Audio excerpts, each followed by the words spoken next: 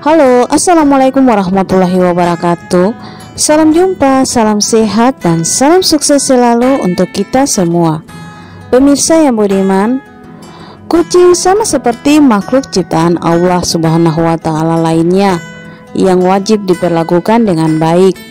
Amal perbuatan manusia nantinya dihitung dan mendapat balasan yang setimpal dari Allah Subhanahu wa Ta'ala.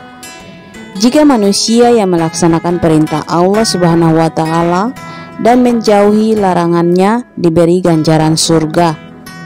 Berbagai jenis hewan di dunia termasuk kucing dapat menjadi sumber amal baik seorang muslim.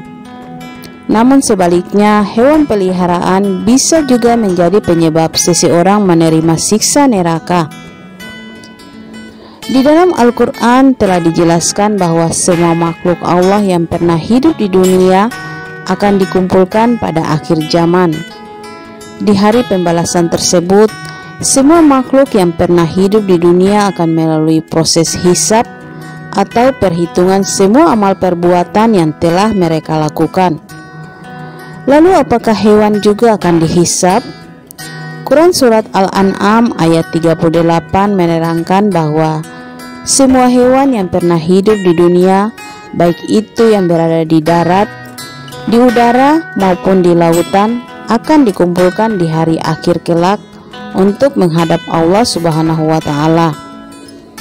Jika manusia dikumpulkan di akhirat untuk dihisab, maka hewan pun juga akan dikumpulkan. Kenapa? Tujuannya untuk menyelesaikan permasalahan-permasalahan yang berhubungan dengan manusia semasa hidup di dunia, termasuk kejahatan yang dilakukan oleh pihak-pihak yang tidak bertanggung jawab. Hal ini diperkuat dengan beberapa ayat Al-Quran, salah satunya Quran Surat At-Takwir ayat 5 yang berbunyi, "Dan ingatlah ketika binatang-binatang liar dikumpulkan." Maksud pengumpulan tersebut adalah dikumpulkan di akhirat bersama dengan manusia untuk dihisab hak-hak yang telah dizolimi.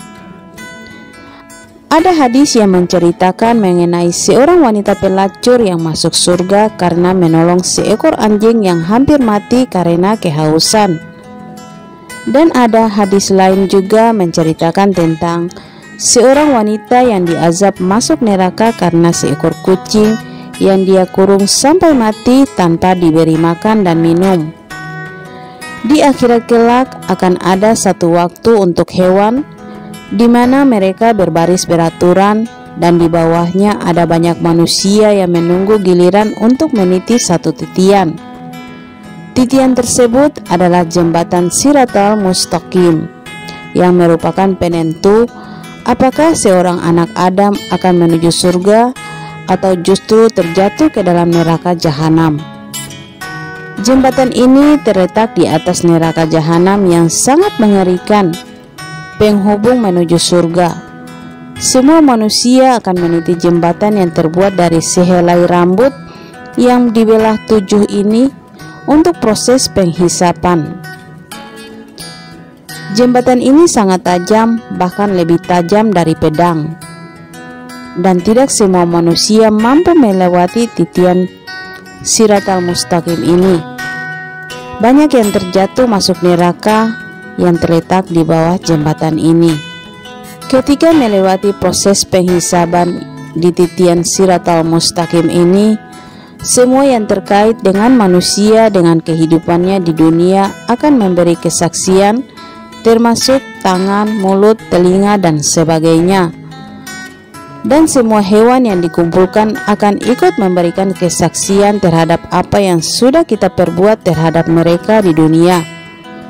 Kesaksian hewan yang teraniaya, terlantar, tersiksa, dan tersakiti akan ikut menjadi penentu apakah seorang anak Adam dapat melewati jembatan Siratal Mustaqim dengan selamat atau terjatuh ke dalam neraka.